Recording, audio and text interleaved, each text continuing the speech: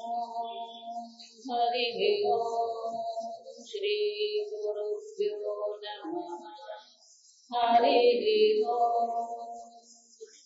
ॐ भद्रं कर्णेभिः शृणुयाम देवाः भद्रं पश्येमाक्षभिर्यजत्राः स्थिरैरङ्गैः स्तुष्ट्वागुंसस्तनूभिः व्यशेमदेवहितैर्यदायुः स्वस्ति न इन्द्रो वृद्धश्रवाः स्वस्ति नः पूषा विश्ववेदाः स्वस्ति नस्ताक्षो अरिष्टनेमिः स्वस्ति नो बृहस्पतिर्दधातु ॐ शान्ति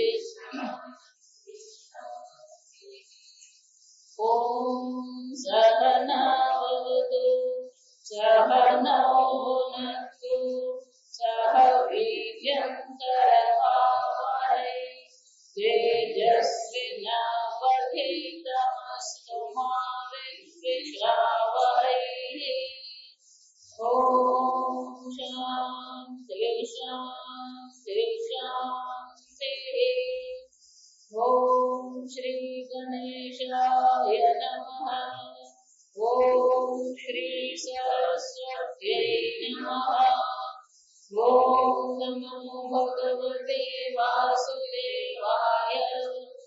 ॐ नमो गुरुभ्यः। विश्वं दर्पण दृश्यमाननगरी तुल्यं निजानन्दनं पश्यन्नात्मनिमायया वैरिपो भूतं यथा निद्रया यः साक्षात् कुरुते प्रबोधसमये स्वात्मानमेवाद्वयम् तस्मै श्रीगुरुमूर्तये नमः। इदं श्रीदक्षिणामूर्तये। ॐ नमः श्री परमहंस स्वामिक चरणकमलचिन्मकरन्दाय भक्तजनमानस निवासाय श्रीरामचन्द्राय स्वामीशायस्य वदने लक्ष्मीर्यस्य च वक्षसि यस्यास्ते हृदये संवित् तं नृसिंहमहं भजे। विश्वसर्गविसर्गादि नवलक्षणलक्षितं श्रीकृष्णाख्यं परं नाम जगद्धाम नमामि तत्। सच्चिदानन्दरूपाय विश्वोत्पत्त्यादिहेतवे तापत्रयविनाशाय श्रीकृष्णाय नारायणं नमस्कृत्य नरं चैव नरोत्तमं देवीं सरस्वतीं व्यासं ततो जयमुदीरये। श्रीकृष्णाय वासुदेवाय हरये परमात्मने प्रणतक्लेशनाशाय गोविन्दाय नमो नमः। यं प्रव्रजन्तमनुपेतमपेतकृत्यं द्वैपायनो विरहकातर आजुहाव पुत्रेति तन्मयतया सर्वोऽभिनेदुः तं सर्वभूतहृदयं मुनिमानतोऽस्मि। गर्भापीडं नटवरवपुः कर्णयो कर्णिकारं बिभ्रद्वासः कनककपिशं वैजयन्तीं च मालां रन्ध्रान्धविणोरधरपूरयन्तोपवृन्दैः वृन्दारण्यं स्वपदरमणं प्राविशद्गीतकीर्तिः मनसो वृत्तयो न्यस्युः कृष्ण कृष्णपादाम्बुजाश्रयाः वाचो विदायिनीर्नाम्ना कायस्तत्प्रहवनादिषु कर्मभिभ्राम्यमाणानां यत्र क्वापीश्वरेच्छया मङ्गलाचरिते दानैः रतिर्न कृष्ण ईश्वरे भवे भवे यथा भक्तिः पादयोस्तव जायते तथा कुरुस्व देवेश नाथस्त्वं नो यतः प्रभो नाम संकीर्तनं यस्य सर्वपापप्रणाशनं प्रणामो दुःखशमनः तं नमामि हरिं परम् जन्माद्यस्य यतोऽन्वयादिश्चार्थेष्वभिघ्नस्वराट् तेने ब्रह्महृदाय आदिकवये मुह्यन्ति यत्सूरयः तेजो वारिमृगां यथा विनिमयो यत्र त्रिसर्गो मृषा धाम्ना स्वेन सदा निरस्तकुहकं सत्यं परं धीमहि निगमकल्पतरोर्गलितं फलं शुकमुखादमृतद्रवसंयुतं पिबत भागवतं रसमालयं मुहुरहो रसिका भुवि भावुकाः ॐ नमो भगवते तुभ्यं वासुदेवाय धीमहि प्रद्युम्नाय निरुद्धाय नमस्संकर्षणाय च अच्युतानन्द गोविन्द नामोच्चारणभेषजा नश्यन्ति सकलारोगाः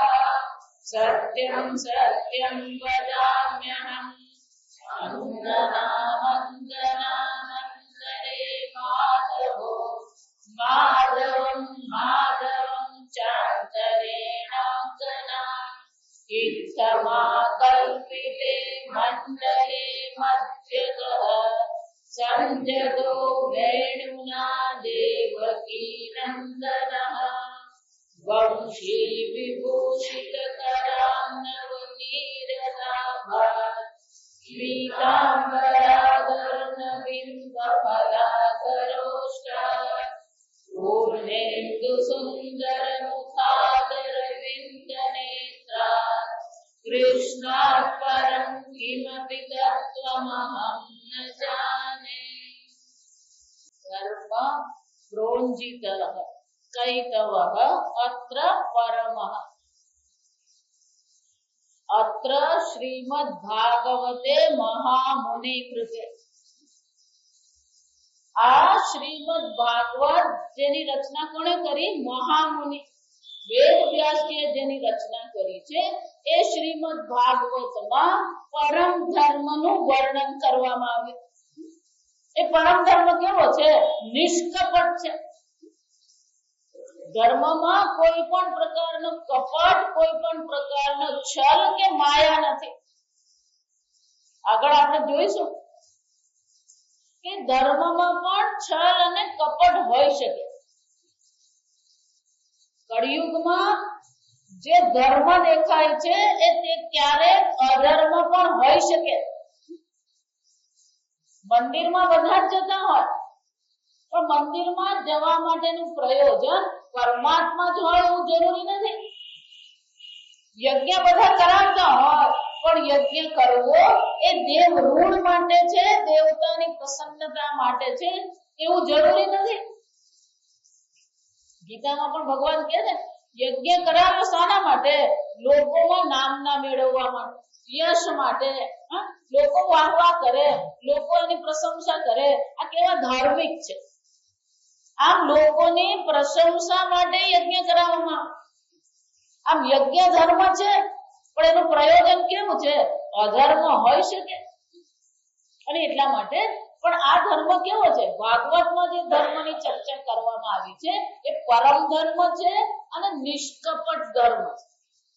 એટલું જ નહીં, તાપત્રય ઉન્મૂલમ, આ સર્વ પ્રકારનો તાપ, સર્વ પ્રકારનો દુઃખનો પણ નાશ કરનાર છે. કિંવા પરૈહિ ઈશ્વર, અને આનાથી બીજું કયું સાધન હોઈ શકે જેને કારણે શું થવાનું? સ્વયં પરમાત્મા અવરુધ્ય છે. વિચારી, ભગવાનને આપણા હૃદયમાં બંદી બનાવવું હોય તો શું કરો? આ ભાગવતનું ચિંતન કરો, મનન કરો. શુશ્રુભિ તક્ષણાદ હૃદિ અવરુધ્યતે. જે આ શાસ્ત્ર શ્રવણ કરવાની ઈચ્છા કરનાર છે, જે આ શાસ્ત્રનું શ્રવણ કરી રહ્યો છે, આ શ્લોક શું કહે છે? એના હૃદયમાં ભગવાન તત્કાળ શું થઈ જાય છે? અવરુદ્ધ છે. ભગવાન એના હૃદયમાં કેદ થઈ જાય છે. ઈશ્વરને જો પ્રાપ્ત કરવો હોય તો આ ભાગવત કથા જેવું શ્રેષ્ઠ કોઈ સાધન છે જ નહીં. કિમ પરૈહિ વા, બીજા કોઈ સાધનની જરૂર આપણને છે જ નહીં. પણ કે આ સાધનની શ્રેષ્ઠતા કેમ છે? નિગમ કલ્પતરો ગલિતમ, મહાત્મ્યમાં પણ જોઈ ગયા કે વેદ રૂપી જો કલ્પતરુ હોય અને એ કલ્પતરુમાંથી ગલિતમ ફલમ, આપણે જો કેરી તોડીએ અને પછી પકવીએ, એને બદલે આંબા પર જ જે કેરી પાકે અને પછી ગલિતમ એટલે શું થાય? એ પડે એને સાખ્યું કહીએ આપણે. એની મીઠાશ અલગ પ્રકારની હોય. એમ આ ભાગવત શું છે? વેદ રૂપી કલ્પતરુમાંથી એની જાતે જ પડેલું મીઠું ફળ છે. અને કોણે એને ચાખેલું છે? શુકમુખાદ. પક્ષી જે જમરૂખને ચાંચ મારી હોય એ જમરૂખ મીઠું જ હોય. પક્ષીએ જે દાડમને ચાંચ મારી હોય એ દાડમ મીઠું જ. આપણે જોઈને લાવીએ, બધું કરીને લાવીએ તોય પેલું જમરૂખ ખાટું નીકળે. આ સમજ એટલે શું કહે છે? આ સુખદેવ છે. સુખદેવની કથા ખબર? એને સુખદેવ કેમ કહેવામાં આવે? અહીંયા ભલે આપણે સુખદેવ અને પરીક્ષિતને મુખ્ય વક્તા અને શ્રોતા કહીએ, પણ ખરેખર ભાગવતના મુખ્ય શ્રોતા અને વક્તા કોણ છે? શંકર ભગવાન અને પાર્વતી. વડના વૃક્ષ નીચે બેસીને શંકર ભગવાન પાર્વતીજીને આ ભગવાનની લીલાનું વર્ણન કરી રહ્યા હતા. આ વર્ણન કરતા કરતા પાર્વતીજીને સમાધિ લાગી ગઈ. શંકર ભગવાન સમાધિમાં બેસી ગયા. સમાધિમાં જ આ ભાગવત કથા કરતા હતા. કેટલાક લોકો એવું કે પાર્વતીજીને ઊંઘ આવી ગઈ. પાર્વતીજીને ઊંઘ આવે નહીં, આ સમજ. ભગવાન પણ સમાધિમાં બેસીને કથા કરતા હતા, પાર્વતીને પણ સમાધિ લાગી. ભગવાન કથા કરતા ને એટલે પાર્વતીની આપણે કે હકાર કરતા રહેવાનું, કરતા રહીએ. ઘણી વાર એવું થાય, કોઈનો ફોન આવે ને આપણે વાત કરતા ને આપણે કરતા હોઈએ અને ક્યારે પેલું ન કરે એટલે એને એમ થાય કે ફોન કપાઈ ગયો, પેલો ફોન મૂકી દે.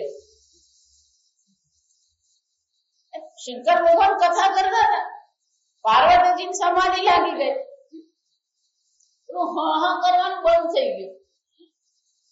પણ એ વટવૃક્ષના વડલાના થડમાં બખોલમાં એક પોપટનો માળો, એમાં પેલું પોપટનું બચ્ચું બેઠું.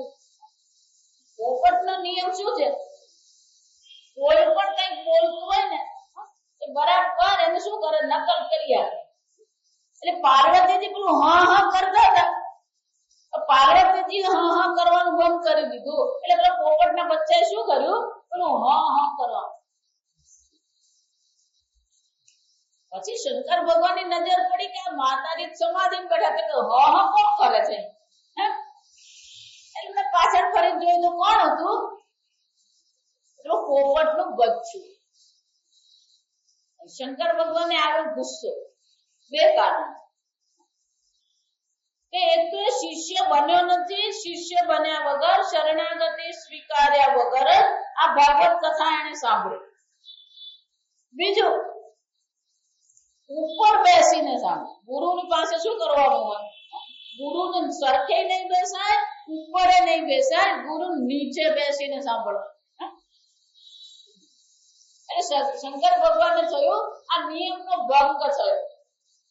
ભંગ થયો ને ભગવાનને ગુસ્સો આવે. ભગવાનને ગુસ્સો આવે અને ભગવાનની નજર પડી ક્રોધથી. આ પોપટનું બચ્ચું સમજી ગયું કે આપણે શું થવાના, હવે અહીંથી ખલાસ જ થવાનું. એટલે ઉડી ગયું. ઉડીને પછી ક્યાં ગયું? વ્યાસ પત્નીના ગર્ભમાં જતું. આ સુખદેવજી છે, પક્ષી છે અને પક્ષી સ્વરૂપે હતા. એટલે એમને આ ફળ ખબર છે. આ ફળ કેવું છે? નિગમ કલ્પતરો ગલિતં ફલં સુખમુખાદ અમૃત દ્રવ સંયુતમ. અને એને ચાખનાર કોણ છે? એનો આસ્વાદ કરનાર કોણ છે? આ સુખદેવજી છે. એટલે કોઈ પ્રશ્ન જ નથી. જેમ પેલો જમરૂખને ચાંચ મારી હોય એ જમરૂખ મીઠું જ હોય, એમ આ ભાગવત રૂપી ફળ જે છે એને ચાખનાર, એનો આસ્વાદ કરનાર આ સુખદેવજી છે. એટલે એને રસાસ્વાદમાં, એની મધુરતામાં કોઈ સંશય નથી. પણ કે એકલા સુખદેવજીએ જ એનું પાન કર્યું. પીબત ભાગવતં રસમાલયં મુહુહુ અહો રસિકાહ ભુવિ ભાવુકાહ. સુખદેવજીએ તો એનું પાન કર્યું, પણ બીજા કોણ છે? ભાવુકાહ રસિકાહ, જે મહાત્મા લોકો છે, જેને આ પરમાત્માના રસમાં આનંદ આવી રહ્યો છે, એ લોકો પણ શું કરી રહ્યા છે? મુહુહુ ફરી ફરી આ ભાગવત કથા રસનું પાન કરતા રહે છે. ભગવદ ગીતા કહીએ, ભાગવત કહીએ, ઉપનિષદ કહીએ, ગમે એટલી વાર સાંભળીએ ને ગમે એટલી વાર સમજાવીએ, હંમેશા શું થવાનું? નવા અર્થનું સ્ફુરણ થતું જ રહે છે. ભગવદ ગીતા 5 વાર સાંભળીએ ને તો પણ શું થવાનું? નવા અર્થનું સ્ફુરણ થતું જ રહે. એમાં ભાગવત કથા છે, 18,000 શ્લોક છે. એનું જેટલું અધ્યયન કરતા રહીએ એમાંથી નવો રસ આપણને મળતો રહે છે. ઘણાને એવું લાગે એકનો એક કંટાળો નહીં આવે. એકવાર એક સ્વામીજી ઈશાવાસ્ય ઉપનિષદ ભણાવતા, સત્સંગ કરતા હતા. પ્રવચન થઈ ગયું, સત્સંગ કરતા હતા. એટલે કોકે સહેજ રીતે જ પૂછ્યું કે સ્વામીજી આ ઈશાવાસ્ય ઉપનિષદ તમે કેટલીમી વાર ભણાવો? અત્યાર સુધીમાં કેટલી વાર ભણાવ્યું? સ્વામીજી કે આ 6ઠી વાર કરું છું. એટલે સ્વામીજી આ 6ઠી વાર કરો, કંટાળો નહીં આવે? એકનું એક ક્યારેય નહીં. એટલા માટે વેદાંતના આચાર્યનો ઉપદેશ અને કોલેજના પ્રોફેસરના ઉપદેશમાં આ ફરક છે. કોલેજના પ્રોફેસર હોય ને એ શું કરતા હોય? મારો પોતાનો જ અનુભવ. હું કોલેજમાં ગઈ એટલે અમારા ફિઝિક્સના પ્રોફેસર હતા, ભૌતિક શાસ્ત્ર. એટલે એ જે પણ કઈ કહે ને એટલે બધી નોટ આપણે નોંધ લઈ લઈએ. નોટબુક લઈ જઈને શું કરીએ? એટલે સમજાવતા ને બધું લખી લઈએ આપણે. એટલે હું લખી લેતી. પછી મારી એક સખી હતી, અમે 6ઠ્ઠા ધોરણથી અમે સાથે હતા. 6ઠ્ઠા ધોરણથી કોલેજના બીજા વર્ષ સુધી શું છે અમે ભેગા. એટલે પહેલે વર્ષે જ્યારે ભૌતિક શાસ્ત્ર ભણવાના આવે તો થોડા દિવસ આને પેલી નોટ લખી મારી જાય. પછી અચાનક એને લખવાનું બંધ કરી દીધું. મેં કીધું તું કેમ લખતી નથી? કે આ બધું તને યાદ રહી ગયું? કે ના યાદ રહી ગયું એવું નથી. તું લખતી કેમ નથી? આ બધું ક્યારે પછી આપણને યાદ નહીં રહે? પરીક્ષામાં શું કરવા? મને કે મારી પાસે નોટ છે. તું ક્યાંથી નોટ લાવી? કે ગયા વર્ષની એક છોકરી હતી ને એને જે નોટ બનાવી એ મારી પાસે છે. ગયા વર્ષનું હોય ને આ વર્ષનું ફરક નહીં પડે? મને કે આ નોટ હું લખતી હતી, પછી ઘરે જઈને આ નોટ અને પેલી નોટ ને સરખાવીને મને કે શબ્દતઃ વાક્યતઃ એનું એક છે. એનો અર્થ શું થયો? આ પ્રોફેસર ભણાવે અને વેદાંતના આચાર્ય ઉપદેશ કરે એમાં શું છે? બહુ મોટો ફરક છે. પ્રોફેસર પેલો સામે કોણ સાંભળે છે કોણ છે ને કઈ નહીં, એને શું કરવાનું? એનો વિષય બોલી જવાનો, વાત પતી. જ્યારે મહાત્મા આચાર્ય પ્રવચન કરે, દેશતઃ કાલતઃ વ્યક્તિતઃ, જે પ્રકારથી શ્રોતા હોય એ પ્રકારે પ્રવચન કરવાનું. આપણે અમેરિકામાં જ એવું છે. એક છોકરી ગયા વર્ષે સાંભળવા આવતી હતી, એટલો ઘોડો માટે એવું કીધું ને એને કઈ સમજાયું નહીં. પણ આ વર્ષે એને એના ઘરે મને બોલાવી, પછી એને પ્રવચનનું આયોજન કર્યું. તે વખતે પેલું દ્રષ્ટાંતમાં મેં બોટલ, પાણીની બોટલ પ્લાસ્ટિકની, ત્યાં આપણે એક ગ્લાસ મૂકીએ, ત્યાં એ લોકો પેલી બોટલ આપી દે. એટલે દ્રષ્ટાંતમાં બીજું કઈ મળ્યું નહીં ને, પેલી પ્લાસ્ટિકની બોટલ હતી. એટલે મેં પૂછ્યું કે આ શું છે? એટલે કે આ બોટલ છે. મેં કહ્યું આ બોટલ છે કે પ્લાસ્ટિક છે? આખું પ્રવચન આપણે ઘટપટ કરીએ તેમ પ્લાસ્ટિક ને બોટલ.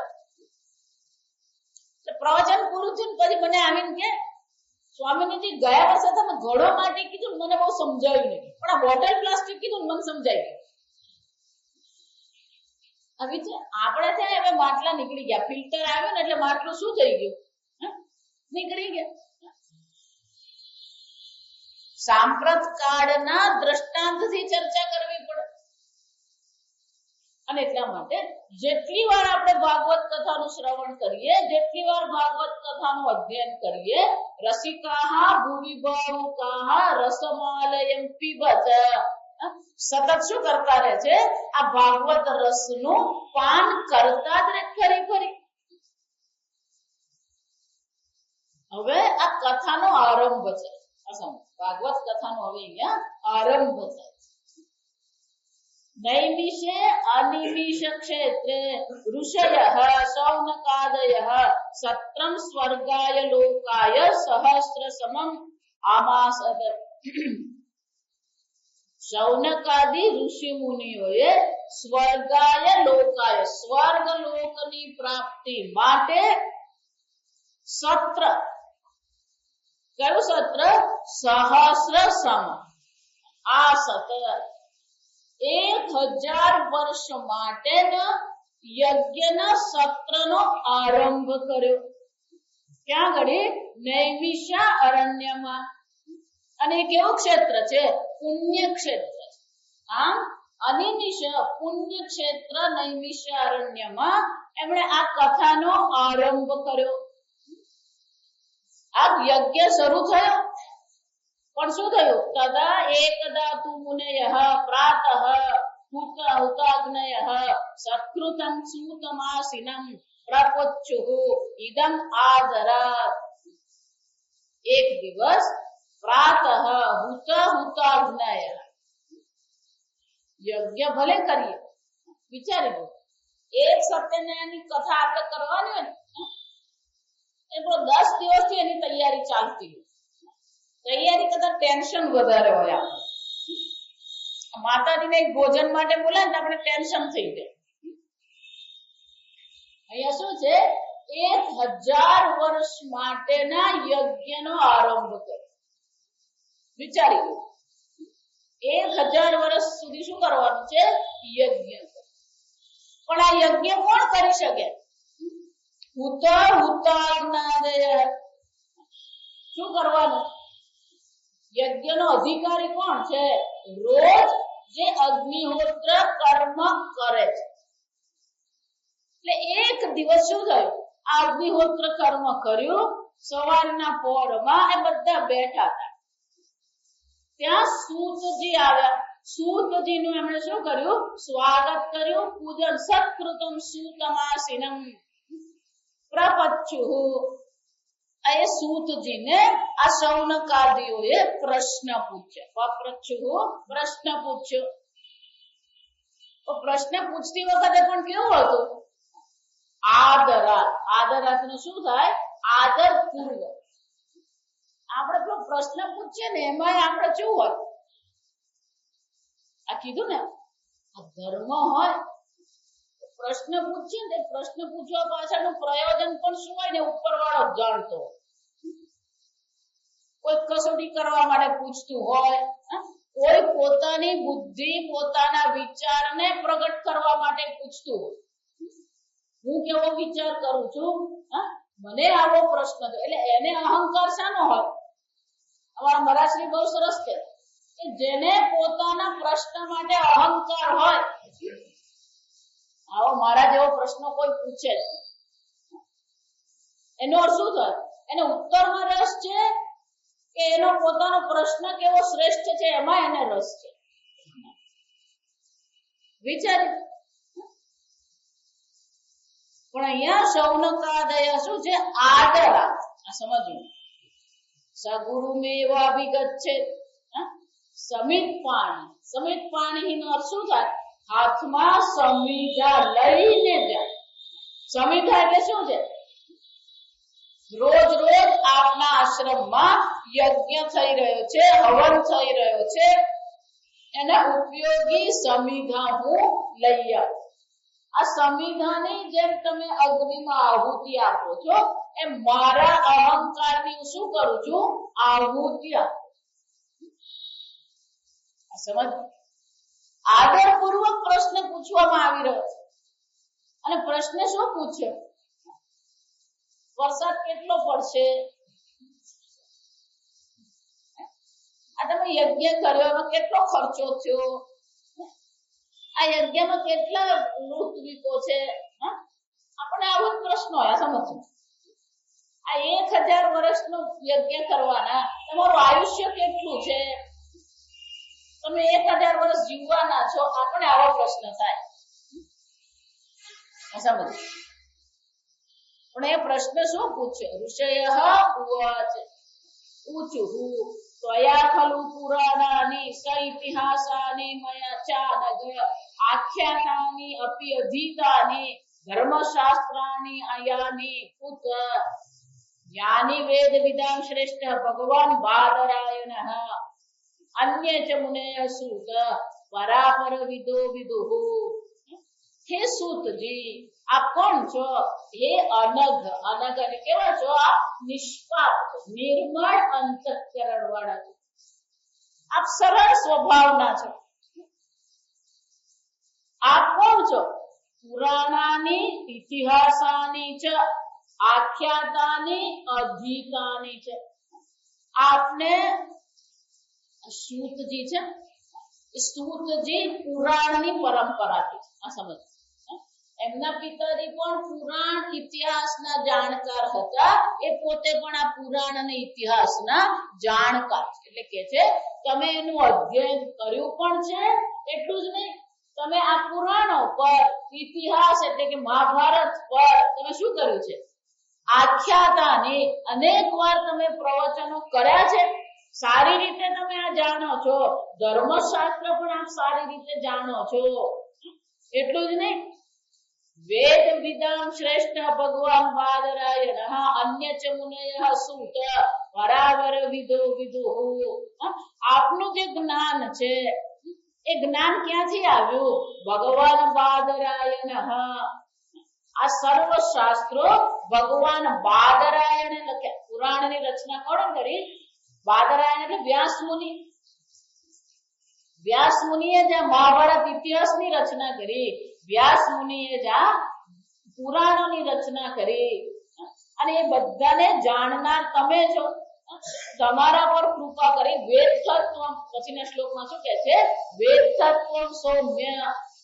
આ બાદરાયણે જે પણ કર્યા, અન્ય મુનિઓએ પણ જે ધર્મશાસ્ત્રની રચના કરી. આ સમજવાનું. મનુ સ્મૃતિ છે, યાજ્ઞવલ્ક સ્મૃતિ છે, આપસ્તંભ સ્મૃતિ છે, આવી અનેક પ્રકારના અન્ય ધર્મશાસ્ત્રો છે. અન્ય મુનિઓએ પણ આ ધર્મશાસ્ત્રોની રચના કરી છે. એ બધાનું પણ તમે અધ્યયન કર્યું છે. તમે આ સર્વ પ્રકારના ગ્રંથોના જાણકાર છો. તત્સર્વમ તત્વતઃ તદ અનુગ્રહાત બ્રૂયુઃ. એટલું જ નહીં, આ સર્વ જે છે એ સર્વ તમે પણ જાણો છો. જાણો છો એટલું નહીં, તત્વતઃ. આપણી એક મુશ્કેલી છે.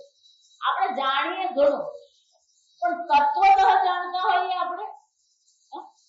વિચારી લો. કોઈ પણ વસ્તુની જાણકારી આપણી કેવી ઉપર છલ્લી, આપણે ગુજરાતીમાં શું કહેવાય ઉપર છલ્લી. વિચારી જો, ઘરમાં પેલું રેફ્રિજરેટર લઈ આવીએ, લાવીને મૂકી દીધું, પેલો આવીને ચાલુ કરીને જતો રહ્યો, પછી આપણે શું કરતા હોઈએ? અડધી વાર લોકોને તો કંપની ખબર નહીં હોય. આ સમજ, એની કેપેસિટી પૂછે ને એ ખબર નહીં હોય, એ કેવી રીતે ચાલે છે, એને કેવી રીતે ચલાવવું, એની કઈ સ્વિચ કેમ રાખવી, એને મિનિમમ રાખવું, મેક્સિમમ રાખવું, કશી ખબર નહીં. દુકાન વાળો આવે ને, એ આવીને ગોઠવીને જતો રહ્યો, આપણે ખાલી એમાં મૂકીએ ને એમાંથી કાઢીએ, બસ આટલું જ કરીએ. જો વિચાર, એ કેવી રીતે ચાલે છે, એના કેવા કેવા અંગ છે, એમાં કેવી સ્વિચ છે, એમાં કેટલા ખાના છે, ખાના કેમ આવા છે, કશું આપણને શું દે કઈ જાણકારી. તો ટેપ રેકોર્ડર લાવીએ, આ સેલફોન નું એવું જ છે. આ સમજ, સેલફોન આજે ભારતમાં જુઓ તો એટલા બધા સેલફોન છે. અમેરિકાની જેટલી વસ્તી છે ને એટલા ભારતમાં સેલફોન છે. આ સમજ, પણ સેલફોનમાં આપણે શું જાણીએ? હમણાં એક ભાઈ મને કહેતા, ના તમારે એમને સેલફોન પર ફોન કરવાનો જ નહીં. કેમ? એ એમને ચાલુ કરતા નહીં આવડે, બંધ કરતા નહીં આવડે. તમે રાખ્યો શું કામ? બતાવો. હમણાં થોડા મહિના પર આ સેલફોન જે કંપનીઓ બનાવે એ કંપનીઓએ સર્વે કર્યો કે આ સેલફોન નો ઉપયોગ લોકો કેટલો કરે છે, કેવી રીતે કરે છે, શું કરે છે, એ લોકોને મુશ્કેલી કેવી છે, અને એ મુશ્કેલી છે તો પછી એ મુશ્કેલીની સરળતા કેમ કરવી, એના માટે શું કર્યો? સર્વે કર્યો. સર્વે કર્યા પછી જે તારણ આવ્યું ને, એ કંપની વાળા તારણ જોઈને પસ્તાયા કે આ સર્વે કરવા જેવો જ હતો. કેમ? આ તમે સેલફોન એમ કહો ને, એટલે સેલફોન એકલો ફોન નથી. આ સમજો, મોબાઈલ ફોન એમ કહીએ ફક્ત ફોન નથી, એમાં એલાર્મ છે, એમાં ડાયરી છે, મેમો એટલે આપણે કઈ નોંધ લઈ લેવી હોય, નોંધ માટેનું છે. કોઈને આપણે કઈક મેસેજ સંદેશો મોકલવો હોય તો સંદેશો મોકલી શકાય, કોઈનો સંદેશો મોકલ્યો હોય આપણે વાંચી શકીએ, અનેક બધી વસ્તુઓ. પણ આપણે સેલફોન શાના માટે વાપરીએ? કોઈને ફોન કરવાનો, કોઈને ફોન મૂકી દો. અમારે એક દાદા એ હજી શીખી શકતા નથી. કોઈને પણ એમને ફોન કરવાનો હોય, એ પેલો ફોન કરે, રિંગ મારે, પછી 3 રિંગ મારીને બંધ કરી મૂકી દે. પેલો ફોન કરે ને ત્યારે વાત કરે. મને કહું ફોન નો આટલો જ ઉપયોગ કરું, કોઈને રિંગ આપો પછી એ મને સામેથી રિંગ કરે. 90% લોકો આ ફોન, સેલફોન નો, મોબાઈલ ફોન નો ઉપયોગ શાના માટે કરે છે? સાદા ફોન માટે. એમાં પેલી સરનામું, આખું સરનામું લખી શકાય. સમજજો, તમારી જે એડ્રેસ ડાયરી એમાં છે, એમાં ફક્ત નંબર જ લખાય, નામ લખાય એમ નહીં. એમાં પેલી વ્યક્તિનું આખું સરનામું લખી શકો, એનું ઈમેલ એડ્રેસ લખી શકો, એની વેબસાઇટ લખી શકો, બધો જ ઉપયોગ થઈ શકે. ફોનમાં પણ નંબરમાં એવું નહીં માનવાનું એક નંબર, એમાં ઘરનો નંબર લખાય, ઓફિસનો નંબર લખાય, ફેક્સનો નંબર લખાય, આ બધું જ છે. એટલે કંપની વાળાએ જ્યારે સર્વે કર્યો ખબર પડી કે 90% લોકો એને માત્ર ફોન તરીકે જ વાપરે છે. હતાશ કેમ થઈ ગયા? કારણ કે એમને આ બધા જે નવા પ્રોગ્રામ બનાવના જે પ્રોગ્રામર્સ બધા હોય, એ લોકો બધા જાતના પ્રોગ્રામ બનાવતા રહેતા, એ બધા પ્રોગ્રામરને ખબર પડી, બિચારા હતાશ થઈ ગયા. અમે આટલી મહેનત કરીને આ બધા પ્રોગ્રામ બનાવ્યા, અને સેલફોનમાં અમે પેલો કેમેરો મૂક્યો, સેલફોનમાં અમે એડ્રેસ ડાયરી મૂકી, તો વાપરતું જ નથી. પણ બધાના મનમાં એવું થયું તો પછી આપણા પ્રોગ્રામ બનાવવાની જરૂર શું? જો આપણી પાસે વસ્તુ હોય પણ એને મૂળમાંથી જાણવાનો આપણે ક્યારેય પ્રયત્ન કરીએ જ નહીં. આ ભાગવત આપણે સાંભળી ગયા, વાત પતી ગઈ. હવે દક્ષિણ ગુજરાતમાં સાંભળી નાખી, શું કહેવાય? સાંભળીને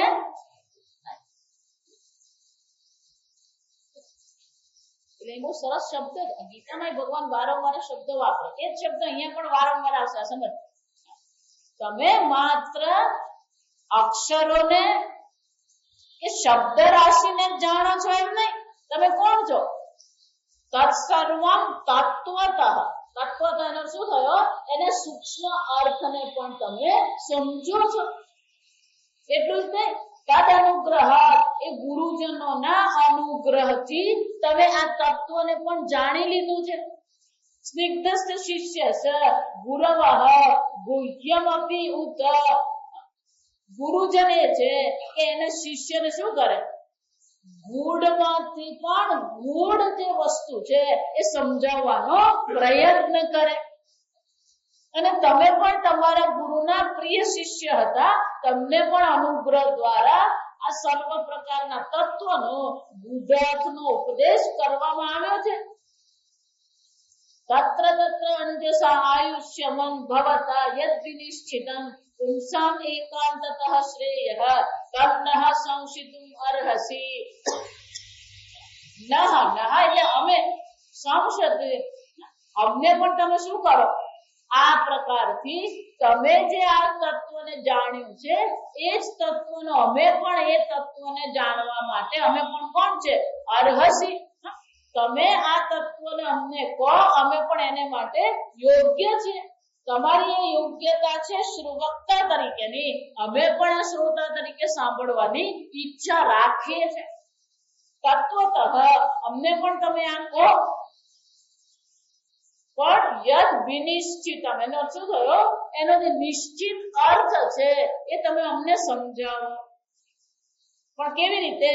એકાંતતઃ શ્રેયઃ. કયા ઉદ્દેશથી તમે આ ઉપદેશ કરો? એકાંતતઃ શ્રેય. એકાંતતઃ શ્રેયનો શું થયો? બે પ્રકારના શ્રેય આવે. શ્રેય એટલે કલ્યાણ, મંગળ. બે પ્રકારના મંગળકારી વસ્તુ આવે, કલ્યાણકારી. એક છે આ જગતની દ્રષ્ટિએ કલ્યાણકારી હોય. અહીંયા પણ શું કીધું? એકાંતતઃ. એકાંતતઃ એટલે શું થયો? જે અંતિમ શ્રેય છે. મનુષ્ય જન્મનું અંતિમ શ્રેય તો શું છે? છેવટે આ જન્મ મરણના ચક્રમાંથી આપણે કાયમને માટે છૂટી જઈએ. એટલું જ નહીં, અંતિમ શ્રેય છે એનો શું થયો? એનાથી પરમ, એનાથી બીજું વધારે કોઈ શ્રેય છે જ નહીં. આવા શ્રેયને ધ્યાનમાં રાખીને તમે શું કરો? અમને પણ આ કથાનું શ્રવણ કરાવો. પણ મુશ્કેલી ક્યાં છે? પ્રાયેણ અલ્પાયુષઃ સભ્ય કલૌ અસ્મિન યુગે જનાઃ. આ કળિયુગમાં, કલૌ એટલે શું છે? કળિયુગમાં. કલૌ અસ્મિન, આ કળિયુગમાં શું છે? જનાઃ અલ્પાયુષઃ. આ લોકોનું આયુષ્ય કેવું છે? અલ્પ છે. એટલું જ નહીં, મંદાઃ સુમંદમતયઃ.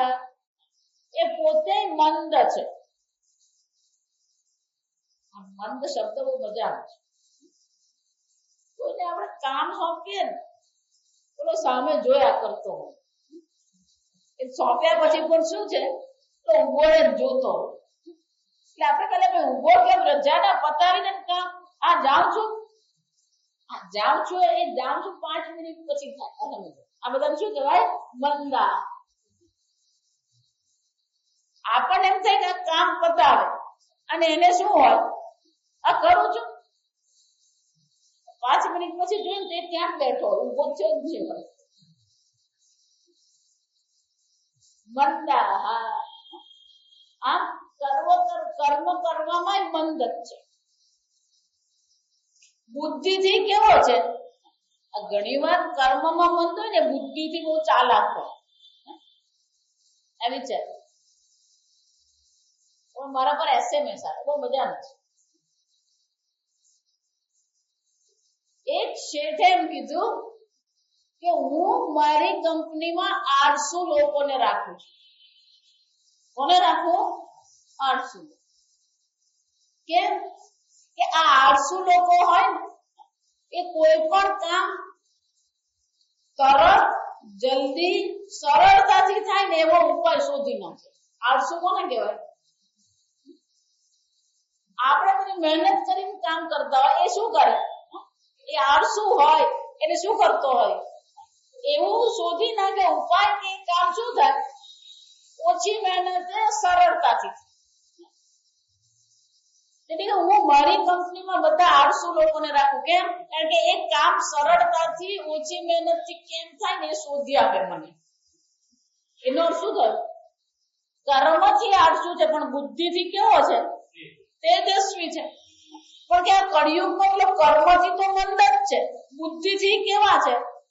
મંદ મતય. બુદ્ધિથી મંદ જ છે. 4 વાર કીધા પછી 5મી વાર પૂછે. 4 વાર કહે પછી 5મી વાર પૂછે પણ ક્યારે કરવાનું કીધું? 5મી વાર કોઈ પૂછે ને ત્યાર પછી એમ કેવું પડે કરવાનું કીધું જ બધું, શાંતિથી બેસ ભાઈ. મંદાહ મંદ મતય ને સુમંદ મતય. એટલું જ ને, ઘણી વાર એવું થાય મંદ હોય, બુદ્ધિ મંદ હોય પણ એ ભાગ્ય લઈને આવ્યો. ભાગ્ય લઈને આવ્યો તો એનો અર્થ શું થાય? એનું નસીબ સારું હોય. નસીબ સારું હોય ને એટલે શું થાય? એને બધા કામ થઈ જાય. ગુજરાતીનું કહેવત છે ભાગ્યશાળી ને ત્યાં ભૂત રડે. એ આરામથી જ બેઠો હોય. આ સમજો. એટલે કે છે મંદ ભાગ્ય. નસીબ એ કેવું છે? મંદ ભાગ્ય. ભાગ્ય એનું એવું જ છે, શાંતિથી રહે છે, મંદ બુદ્ધિ છે, કર્મ બહુ કરતો નથી, નસીબે બહુ સારું નથી, તો શાંતિથી રહે છે. ઉપદ્રુતા. અનેક પ્રકારની ખટપટ, અનેક પ્રકારના શાંતિ, અનેક પ્રકારના વિક્ષેપ યુક્ત એનું જીવન છે. એ ભલે મંદ હોય પણ એનું ભાગ્ય શું કરે છે? ઉપદ્રુતા. અનેક પ્રકારના દુઃખ, મુશ્કેલીઓ છે એના જીવન. એટલે કે છે આવા જ આયુષ્ય અલ્પ છે, બુદ્ધિ મંદ છે, કર્મથી મંદ છે, ભાગ્યથી મંદ છે. અને બાપડો એક કામ કરવા જાય ને એમાં પેલા 4 કામ વધારીને આવતો અને ઉપદ્રુતા કહેવાય છે. કોઈ પણ કામ શરૂ કરે ને એમાં 2-4 વિઘ્ન તો આવી જ જાય. અને વિઘ્ન એવા આવે કે પેલું કામ શું કરવું પડે? બંધ જ કરી દેવું પડે. એટલે સૌનક આદિ ઋષિ મુનિ કહે છે કે આ કળિયુગમાં છે. તો કે કળિયુગમાં આવું છે તો કરવું શું હવે? ભૂરિણી ભૂરિ કર્માણી શ્રોતવ્યાની વિભાગશઃ અતઃ સાધો અત્ર યત સારમ સમુદ્રુત્ય મનીષયા ગૃહીનઃ. અને એટલા માટે અમે તમને એક વિનંતી કરી. ગૃહીનઃ અમને તમે આ ઉપદેશ કરો. કયો? ભૂરિણી ભૂરિ કર્માણી શ્રોતવ્યાની વિભાગશઃ. આ શાસ્ત્ર કેટલા છે? ભૂરિણી. ભૂરિણી શું છે? શાસ્ત્ર ઘણા બધા છે. ભૂરિ કર્માણી. આ કર્મ પણ કેવા છે? અનેક કર્મ છે, અનેક શાસ્ત્ર છે, અનેક કર્મ છે. શ્રોતવ્યાની વિભાગશઃ. અને આ બધાને એક એક કરીને સાંભળવાની જરૂર છે. શ્રોતવ્યાની. પણ મંદ બુદ્ધિ છે, મંદ ભાગ્ય છે, આ આટલા બધા શાસ્ત્રો સાંભળવા, આટલા બધા શાસ્ત્રને સમજવું, આટલા બધા કર્મ કરવું શું છે? શક્ય નથી. એટલે શું કરો? અતઃ સાધત્ર યત સારમ સમુદ્રુત્ય મનીષયા. તમે બુદ્ધિશાળી છો, સૂક્ષ્મ. મનીષા એટલે કે સૂક્ષ્મ બુદ્ધિ. તમે કોણ છો? સૂક્ષ્મ બુદ્ધિ વાળા છો. તો આજે અનેક શાસ્ત્રો છે, અનેક કર્મો છે, એ બધામાંથી સારને તમે શું કરો? સમુદ્રત્ય. જેમ પેલો દૂધમાંથી એનો સાર માખણ કાઢી લઈએ એમ આ શાસ્ત્રનો સાર નિચોડ તમે શું કરો? અમને કહો. કેમ? તમને હું શું કામ ઉપદેશ કરું? શ્રદ્ધાનાનામ. અમે બધા કોણ છે? શ્રદ્ધાળુ છીએ. શ્રદ્ધાવાન લભતે જ્ઞાન. આ સમજ. શ્રદ્ધા વિના જ્ઞાન થાય. વિચાર, શ્રદ્ધા હોય ને, ભલે આપણને એમ લાગે કે આ સમજાતું નથી, પણ ગુરુજીએ કીધું એટલે શું કરવાનું? એને માની લેવાનું. પછી જયારે સમજાવવાનું હોય ત્યારે સમજાય આપણને, પણ જે કહેવામાં આવ્યું છે એને શું કરીએ? અક્ષરશઃ આપણે એને સ્વીકારી લઈએ. ઘણી વાર લોકોને મગજમાં એકવાર એમ ગોઠવાઈ ગયું હોય. અમારે એક બેન છે, એને આ તકલીફ, નવસારીમાં અમારે એક સત્સંગી બેન છે, એમના મગજમાં બસ એવું જ આવી ગયું છે, માતાજી આ બધું બહુ અઘરું, મને સમજાય. એટલે હું એમ કહું કે તમે આવો નિર્ણય શું કામ કરી દીધો? બહુ અઘરું છે. આપણે જ નિર્ણય કરીએ ને એટલે પછી આપણી બુદ્ધિ પણ કેવી થઈ જાય? બુદ્ધિ પણ એમ જ સમજે અઘરું છે, અઘરું છે, અઘરું છે, અઘરું છે. પણ એમને એવું મગજમાં જ થઈ ગયું, માતાજી બહુ ભણી નથી, મને કઈ એવું સમજાય નહીં. માતાજી તમારે મને કહેવાનું આમ કરવાનું, હું કરું. અને પછી મેં એમને એવું કીધું તમે ગીતા વાંચ. માતાજી તમે કીધું ને એટલે હું ગીતા વાંચું, જા સમજ. પણ મગજમાં નિર્ણય શું છે? મને સમજાય નહીં. એટલે એક વાર નિર્ણય કરી લીધો કે મને સમજાય નહીં, તો પછી બુદ્ધિ સમજવાની છે. અને નિર્ણય કોનો છે? દરવાજા કોણે બંધ કર્યા? આપણે દરવાજા બંધ. એટલે પેલા બેન બિચારા ગીતા વાંચતા, પછી બહુ એમને કહું ને જે કહું ને કરે. પછી એટલે બિચારા રોજ ગીતા વાંચતા. પછી ઘણી વાર માતાજી આ ગીતા વાંચી ગઈ, આ પહેલો બીજો અધ્યાય માતાજી વાંચ્યો, પણ મને તેનું ખબર નથી પડતી. મેં કોઈ નહીં ખબર પડે ને કઈ નહીં, વાંચતા રહો. પણ એમની શ્રદ્ધા એટલી છે કે મેં કીધું ને વાંચવાનું, એટલે શું કરતા રહીએ? એ વાંચતા. શ્રદ્ધાના આ સમજ, આ શાસ્ત્ર છે ને, એક વસ્તુ સમજી, શાસ્ત્ર ઈશ્વર વાણી છે. શાસ્ત્ર શું છે? વેદ ઈશ્વરની વાણી છે. જો વેદ ઈશ્વરની વાણી છે, તો ઈશ્વરની વાણી જડ કે ચેતન? ચેતન. એનો અર્થ શું થાય? ચેતન કોને કહેવાય? તમે ફક્ત તમારી બુદ્ધિમાં શાસ્ત્રને આરૂઢ કરો. બાકીનું બધું કામ કોનું છે? શાસ્ત્રનું છે. કેમ? કારણ કે શાસ્ત્ર કોણ છે? ચેતન. ભગવદ ગીતા યા સ્વયં પદ્મનાભસ્ય મુખ પદ્માદ વિનિસૃત. આ ગીતા કોણ છે? પદ્મનાભ નારાયણના મુખમાંથી નીકળેલી છે. ઈશ્વર છે. ઈશ્વરમાંથી જે ઉત્પન્ન થાય ને એ જડ નહીં હોય. એ શું હોય? ચેતન. અને ચેતન છે તો બધી શું કરશે? એનું કામ કરવાનું જ છે. વિચારી એક સરસ મજાની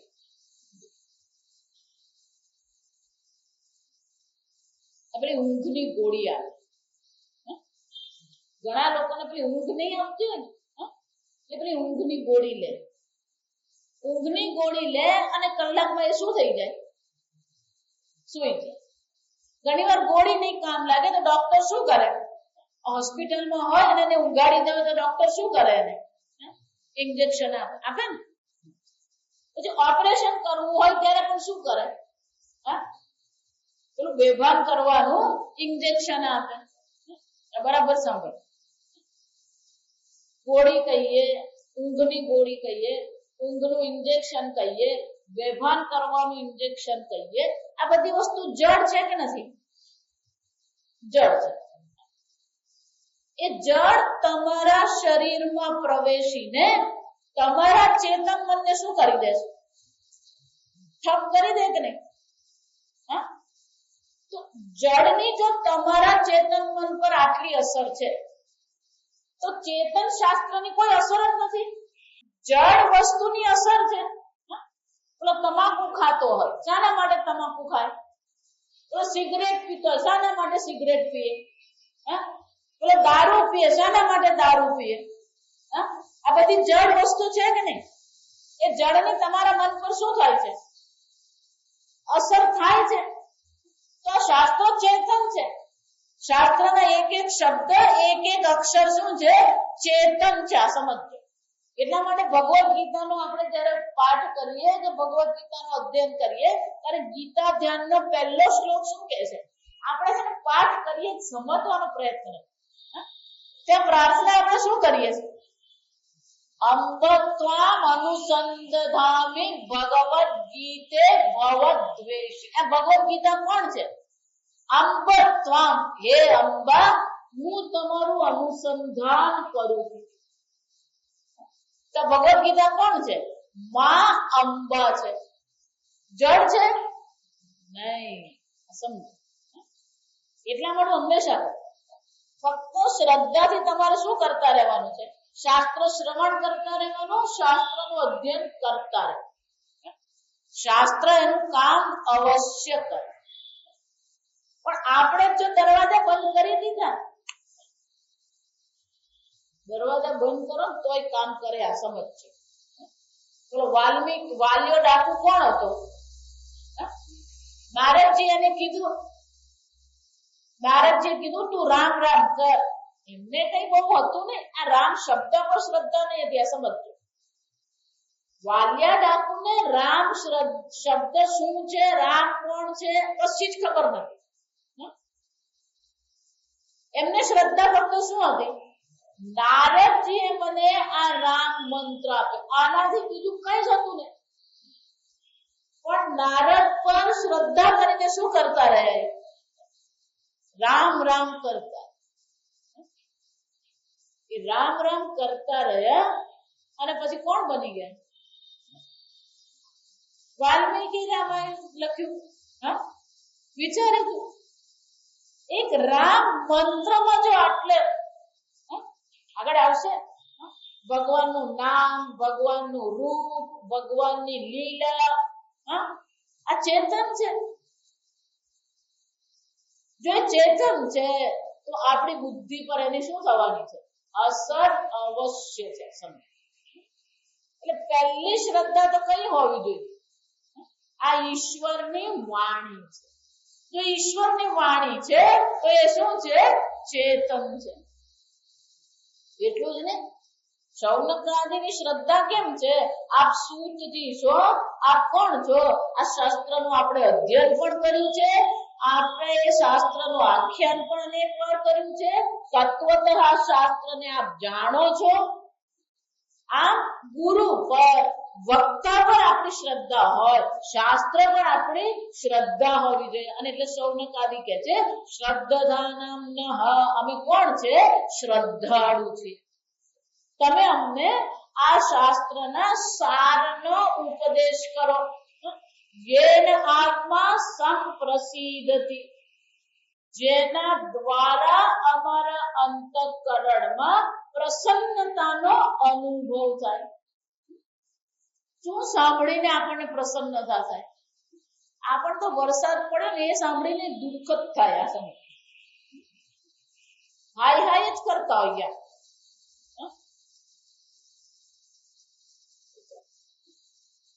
શાસ્ત્રનો સાર તમે અમને કહો અને એ શાસ્ત્રના સારના શ્રવણથી અમારું અંતઃકરણ શું થાય? સંપ્રસિદ્ધતિ. પ્રસિદ્ધતિ ને સારી રીતે પ્રસન્ન છે. અમારું અંતઃકરણ આ સંસારની ખટપટથી કેવું થઈ ગયું છે? પડી ગયું છે. પણ હવે આ ભગવાનની કથાનું શ્રવણ કરીએ, ભગવાનના નામનું સ્મરણ કરીએ અને અમારું મન કેવું બની જાય? પ્રસન્ન. આમ આ પુરાણની કથા, આ ઇતિહાસ શાના માટે છે? મનને પ્રસન્ન કરવા માટે. માતાજી તમે આ મનની પ્રસન્નના કોણ ભલે કહો, અમને તો કથામાં આવીને ઊંઘ જ આવતી. ઊંઘે આવીને ઘરે તો ઊંઘે આવતી નહીં. શું છે? વર્ષો પહેલાની વાત છે. મોરારી બાપુ જયારે કથા શરૂ કરી તો ધીમે ધીમે જેમ પ્રસિદ્ધિ વધતી ગઈ. એક વાર કોઈ કે જઈને મોરારી બાપુને કીધું, બાપુ આ તમે કથા કરો, આ બધા ગરડા આવે તો ગરડા બધા બેઠા ઊંઘતા જ હોય.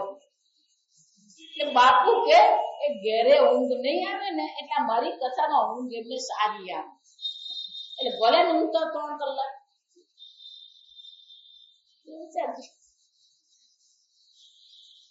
ઘેર હોય ને તો આખા ગામની ચિંતા હોય, અને એ ચિંતામાં ઊંઘ આવતી જ નહીં.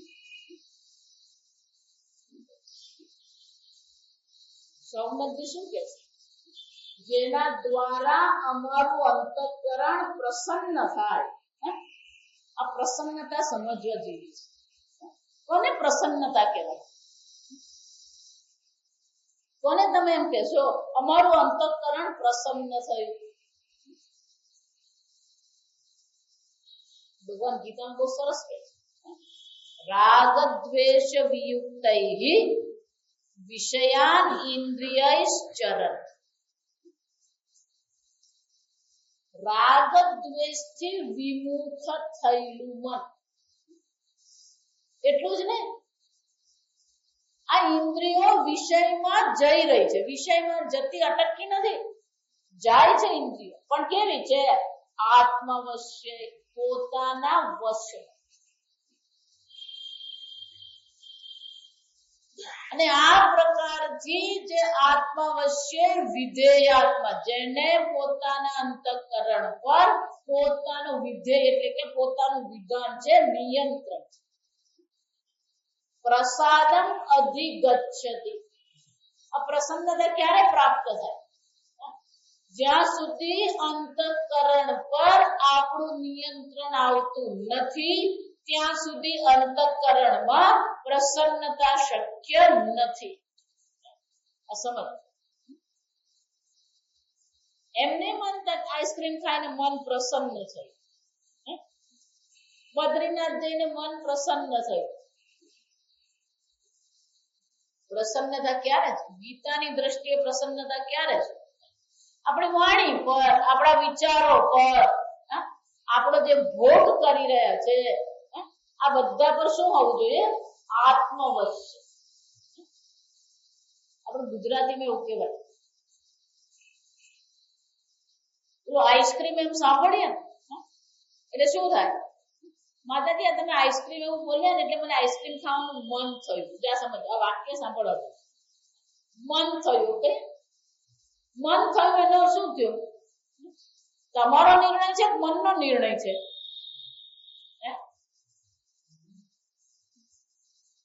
નિર્ણય કોનો છે? મનનો નિર્ણય છે. આ સમજ. પણ મનનો નિર્ણય હોવા છતાં પણ એ નિર્ણયને અનુરૂપ વર્તન કરવું કે ન કરવું કોના હાથમાં હોવું જોઈએ? અમારા ગુરુજી એટલા માટે બહુ સરસ કે આ કૂતરાનું દ્રષ્ટાંત આપે. તો કૂતરો હોય ને એ પૂંછડી પટપટાવે. કૂતરો શું કરે? પૂંછડી પટપટાવે. પણ ધારો કે પૂંછડી કૂતરાને પટપટાવે તો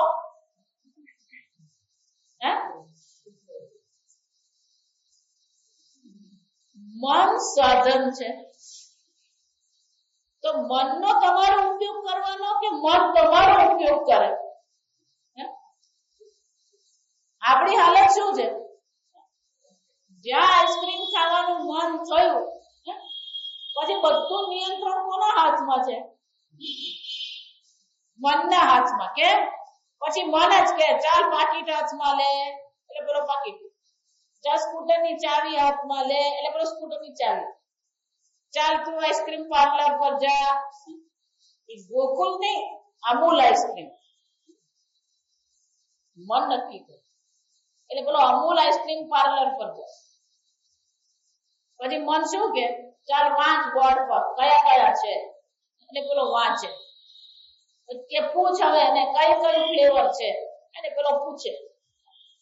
પછી મન કે આ ચોકલેટ આઈસ્ક્રીમ ને પછી શું બટરસ્કોચ આઈસ્ક્રીમ, વેનીલા આઈસ્ક્રીમ. એટલે મન ઓર્ડર અપાવે એટલે પેલો ઓર્ડર આપે. પેલો ઓર્ડર આપે પેલો આઈસ્ક્રીમ આપે, ચાલ પાકીટમાંથી પૈસા કાઢીને આપ એટલે પેલો પૈસા. જેવું પેલું પેક કરીને આપે એટલે શું કરે? ચાલ ઘેર જલ્દી જા, તાપ પડવો પડે ને પીગળી જાય એટલે પેલો મારતો જાય એમ સ્કૂટર. ઘેર પહોંચીને શાંતિ નહીં. પછી મન શું કે આઈસ્ક્રીમ કાઢ, ચમચી હાથમાં લે, ગોળામાં મૂક. એક વાર મન થયું એમ કે પછી શું ચાલુ થાય? મનના ઓર્ડર ચાલુ. આપણી હાલત આવી જ છે. મરચું, કયું મરચું? વઢવાણું મરચું.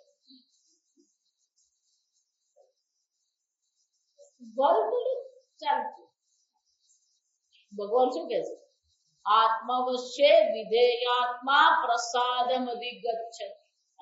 મનની પ્રસન્નતા ઈચ્છતા હોય તો શું કરવાની જરૂર? મન પર નિયંત્રણ મેળવો. જેટલું તમારા મન પર તમારું નિયંત્રણ હશે એટલું તમારું મન પ્રસન્ન થશે. પણ મન પર નિયંત્રણ મેળવીએ કેમ? સોમનાથજી શું કહે છે? આ ભાગવતના સારને, શાસ્ત્રના સારનું શ્રવણ કરીશું. યેનાત્મા સંપ્રસિદ્ધતિ. મનને પ્રસન્ન કરવાનો ઉપાય કયો છે? ભગવાનની કથાનું શ્રવણ કરીએ, ભગવાનની કથાનું ચિંતન કરીએ, આ ભાગવતના રસનું પાન કરીએ, જેના દ્વારા આપણું અંતઃકરણ શું થશે? પ્રસન્ન. આ મનનો ક્યારેય વિરોધ નહીં કરવાનો. આ સમજો. મનનો જો વિરોધ કરે તો તમે ફસાઈ જ ગયા. આ વિચાર. આ મનને જેટલું તમે દબાવવાનો પ્રયત્ન કરો ને એટલું જ જોખમકારી. એ પછી પેલું સ્પ્રિંગ જેવું કામ કરે. એ દબાતું જ જાય, દબાતું જ જાય, દબાતું જ જાય. પછી એક દિવસ જે ફટકે ને, આ પેલું મૌન જેવું છે. ઘણા લોકો પેલા મૌન રાખે. પેલો 7 દિવસનું મૌન રાખે. 7 દિવસે બોલે નહીં. પછી અંદર બધું ભરેલું હોય. પછી 8મે દિવસે જે શરૂ થાય ને, એટલે સાંભળવા વાળાને એમ થાય એના કરતા એને મૌન નહીં રાખ્યું હોત તો સારું થાય. કેમ? એટલું બધું કહેવાનું ભેગું થઈ ગયું હોય. સાચું મૌન તો ક્યાં છે? સાચું મૌન એ છે કે બોલવાની જરૂર લાગતી જ નથી. સાચું મૌન કયું છે? બોલવાની આવશ્યકતા લાગતી. આપણે બોલતા જ રહીએ. એક વાર બોલવાનું શરૂ કરીને બોલતો જ રહેતો. ઘણી વાર લોકો પ્રશ્ન પૂછે, પછી પ્રશ્ન પૂછ્યા પછી પ્રશ્નને સમજાવે ને એને સમજાવવા માટે એને સમજાવો 10 મિનિટ સુધી શું કરતો હોય? પ્રશ્ન જ પૂછે. 10 મિનિટ સુધી એ પ્રશ્ન પૂછે અને પછી 11મી મિનિટે કે પણ તમે મારો પ્રશ્ન સમજી શકો ને, તો પછી કીધો શું કામ 10 મિનિટ? અને શું કહેવાય? બોલવાનું પ્રેશર હોય. બોલવાની આવશ્યકતા નથી. એનો અર્થ શું થયો? કોઈ પ્રેશર નહીં. બોલે તો પણ ઠીક છે, નહીં બોલે તો શું છે? ઠીક. સમજ? આ મનને દબાવવાનું નથી. એટલે એ ઉપાય શું બતાવે છે? મન પર નિયંત્રણ કરવાને બદલે આ શાસ્ત્રના સારનું અમે શ્રવણ કરીએ, એનું ચિંતન કરીએ, તમારા અનુગ્રહથી તત્વતઃ અમે એને સમજીએ, તો એના દ્વારા શું થઈ જશે? અમારું મન અવશ્ય પ્રસન્ન થશે. શું જે ચૂપચાપ બેઠા સાંભળતા હતા. સોમનાથજી કહેતા સૂત જાનાસી ભદ્રમ તે ભગવાન સાત્વતામ પતિ. હે સૂતજી, જાનાસી, અમને ખબર છે, તમે જાણો છો. શું જાણો છો?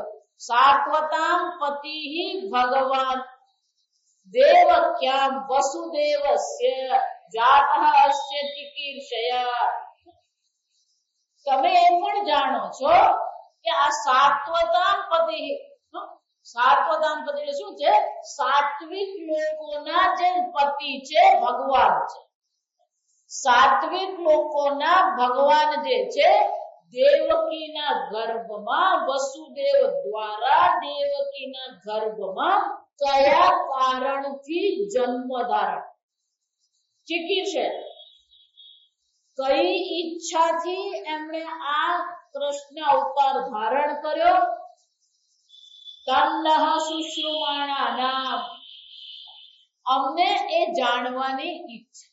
ભગવાને કયા કારણથી આ જન્મ ધારણ કર્યો? જન્મ ધારણ કર્યો નહીં, આ જન્મ ધારણ કર્યા પછી ભગવાનની એક એક લીલાને આપ જાણો છો, સમજો છો, અને અમને શાની ઈચ્છા છે? તન્નઃ શુશ્રુમાણાનામ, અમે કોણ છીએ? એ ભગવાનનો જન્મ, એ ભગવાનનો અવતાર, ભગવાનની લીલા, એ ભગવાનના રૂપને સાંભળવાની ઈચ્છા વાળા અમે છીએ. અર્હસી અંગાનુવર્ણિતમ યસ્ય અવતારઃ ભૂતાનામ ક્ષેમાય ચ ભવાય ચ. અને આ ભગવાનનો અવતાર શાના માટે છે? ભૂતાનામ ક્ષેમાય ચ ભવાય ચ. ભગવાને અવતાર ધારણ કરીને પોતાની પ્રસિદ્ધિ કરવી નથી. એમના જે ભગવતજનો છે, ભગવત પ્રેમીઓ જે છે, એમની રક્ષા માટે, એમના કલ્યાણ માટે ભગવાન અવતાર ધારણ કરે છે. તો એનું પણ શું કરો? અનુવર્ણિતમ, એનું પણ અમને તમે વર્ણન કરો. આપન્નઃ સંસ્કૃતિમ ઘોરામ યન્નામ વિવૈષઃ ગૃણન. અમે બધા કોણ છે? સંસ્કૃતિમ ઘોરામ. આ સંસારમાં અમે શું થઈ રહ્યા છે? આ ઘોર સંસારમાં અમે પડેલા છીએ. ઘોર સંસારમાં અમારી શું થઈ રહી છે? સંસ્કૃતિ, એટલે કે આ જન્મ મરણની ગતિ થતી જ રહે છે, એમાં એનો ક્યારે અંત આવતો નથી. સંસ્કૃતિ એટલે વારંવાર સંસારમાં અમે પડતા જ રહીએ છીએ. અને આ સંસાર કેવો છે? ઘોર સંસાર છે. વિવશ થઈને અમે આ સંસારમાં વારંવાર પડતા રહીએ છીએ, સંસારના દુઃખને ભોગવતા રહીએ છીએ. હવે શું કરીએ? યન્નામ ગૃણન તત સદ્ય વિમુચ્યતે. ભગવાને ફક્ત અવતાર ધારણ કર્યો એમ નહીં, ભગવાનની લીલાનું જ અમારે શ્રવણ કરવું છે એમ નહીં. આ ભગવાનના નામનો મહિમા શું છે? જે નામનું ગાન કરવા માત્રથી સદ્ય વિમુચ્યત, તત્કાળ મનુષ્યનો મોક્ષ થઈ જાય છે. યદ વિવેદી સ્વયં ભયમ. અને ભગવાનનું નામ કેવું છે? સ્વયં ભય, જેનાથી ભયભીત થાય છે. ભગવાનનું નામ પડે ને તો ભય પણ ત્યાં આવી શકે. આગળ જોઈ ગયા, મૃત્યુનો તો પ્રવેશ છે જ નહીં. અને મૃત્યુએ એમના દૂતને પણ કહી દીધું, જ્યાં ભાગવત કથા થતી હોય ત્યાં આજુબાજુ ફરકવાનું નહીં. આ મૃત્યુ તો નથી, પણ જેમના નામનું ગાન કરીએ તો ભય પણ જેનાથી ભયભીત થાય છે. આવા ભગવાનના નામનું જે શ્રવણ છે, એ શ્રવણ અમારે કરવું છે. ભગવાનના નામનો મહિમા કેવો છે, ભગવાનની લીલા કેવી છે, એ સર્વનું અમારે શ્રવણ કરવું છે. અને એટલા માટે અમે તમને વિનંતી કરીએ છીએ કે આ ભગવાનના અવતારનું વર્ણન કરો, ભગવાનની લીલાનું વર્ણન કરો, ભગવાનના નામનું સંકીર્તન કરાવો, જેથી અમારું કલ્યાણ થાય. ક્ષેમાય ચ ભવાય, અમારા કલ્યાણ માટે તમે આ સર્વ કરવા માટે અર્હસી, એટલે કોણ છે? તમે એને માટે યોગ્ય વક્તા છો. આપ એ સર્વ માટે સમર્થ છો. તો અમને તમે આ લીલાનું શ્રવણ અવશ્ય કરાવો. આગળ શું કીધું આપણે કાલે? ઓમ ત્રંબકં યજામહે સુગંધિં પુષ્ટિવર્ધનં ઉર્વારુકમિવ બંધનાન મૃત્યોર્મુક્ષીયમામૃતાत्. ઓમ ત્રંબકં યજામહે સુગંધિં પુષ્ટિવર્ધનં ઉર્વારુકમિવ બંધનાન મૃત્યોર્મુક્ષીયમામૃતાत्. ઓમ ત્રંબકં યજામહે સુગંધિં પુષ્ટિવર્ધનં ઉર્વારુકમિવ બંધનાન મૃત્યોર્મુક્ષીયમામૃતાत्. ઓમ ત્રંબકં યજામહે સુગંધિં પુષ્ટિવર્ધનં ઉર્વારુકમિવ બંધનાન મૃત્યોર્મુક્ષીયમામૃતાत्. ઓમ त्र्यंबकं यजामहे सुगन्धिं पुष्टिवर्धनम् उर्वारुकमिव बन्धनान् मृत्योर्मुक्षीयमामृतात् ॐ त्र्यंबकं यजामहे सुगन्धिं पुष्टिवर्धनम् उर्वारुकमिव बन्धनान् मृत्योर्मुक्षीयमामृतात् ॐ त्र्यंबकं यजामहे सुगन्धिं पुष्टिवर्धनम् उर्वारुकमिव बन्धनान् मृत्योर्मुक्षीयमामृतात् ॐ त्र्यंबकं यजामहे सुगन्धिं पुष्टिवर्धनम् उर्वारुकमिव बन्धनान् मृत्योर्मुक्षीयमामृतात् ॐ त्र्यंबकं यजामहे सुगन्धिं पुष्टिवर्धनम् उर्वारुकमिव बन्धनान् मृत्योर्मुक्षीयमामृतात् सुगन्धिं पुष्टिवर्धनम् उर्वारुकमिव बन्धनान् मृत्योर्मुक्षीयमामृतात् ॐ त्र्यंबकं यजामहे सुगन्धिं पुष्टिवर्धनम् उर्वारुकमिव बन्धनान् मृत्योर्मुक्षीयमामृतात् ॐ त्र्यंबकं यजामहे सुगन्धिं पुष्टिवर्धनम् उर्वारुकमिव बन्धनान् मृत्योर्मुक्षीयमामृतात् ॐ त्र्यंबकं यजामहे सुगन्धिं पुष्टिवर्धनम् उर्वारुकमिव बन्धनान् मृत्योर्मुक्षीयमामृतात् ॐ त्र्यंबकं यजामहे सुगन्धिं पुष्टिवर्धनम् उर्वारुकमिव बन्धनान् मृत्योर्मुक्षीयमामृतात् ॐ त्र्यंबकं यजामहे सुगन्धिं पुष्टिवर्धनम् उर्वारुकमिव बन्धनान् मृत्योर्मुक्षीयमामृतात् ॐ त्र्यंबकं यजामहे सुगन्धिं पुष्टिवर्धनम् उर्वारुकमिव बन्धनान् मृत्योर्मुक्षीयमामृतात् ॐ त्र्यंबकं यजामहे सुगन्धिं पुष्टिवर्धनम् उर्वारुकमिव बन्धनान् मृत्योर्मुक्षीयमामृतात् ॐ त्र्यंबकं यजामहे सुगन्धिं पुष्टिवर्धनम् उर्वारुकमिव बन्धनान् मृत्योर्मुक्षीयमामृतात् ॐ त्र्यंबकं यजामहे सुगन्धिं पुष्टिवर्धनम् उर्वारुकमिव बन्धनान् मृत्योर्मुक्षीयमामृतात् ॐ त्र्यंबकं यजामहे सुगन्धिं पुष्टिवर्धनम् उर्वारुकमिव बन्धनान् मृत्योर्मुक्षीयमामृतात् ॐ त्र्यंबकं यजामहे सुगन्धिं पुष्टिवर्धनम् उर्वारुकमिव बन्धनान् मृत्योर्मुक्षीयमामृतात् ॐ त्र्यंबकं यजामहे सुगन्धिं पुष्टिवर्धनम् उर्वारुकमिव बन्धनान् मृत्योर्मुक्षीयमामृतात् ॐ स्वस्ति प्रजाभ्यः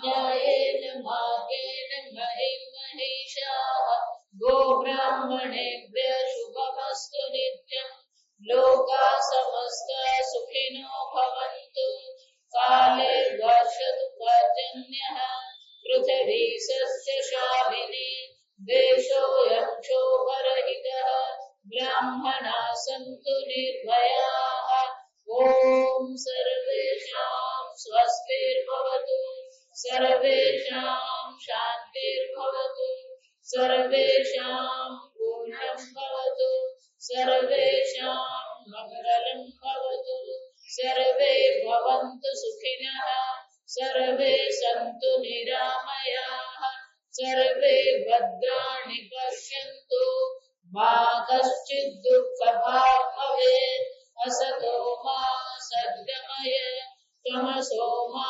ज्योतिर्गमय मृत्योर्मा अमृतं गमय ॐ पूर्णमदः पूर्णमिदं पूर्णात् पूर्णमुदच्यते पूर्णस्य पूर्णमादाय पूर्णमेवावशिष्यते।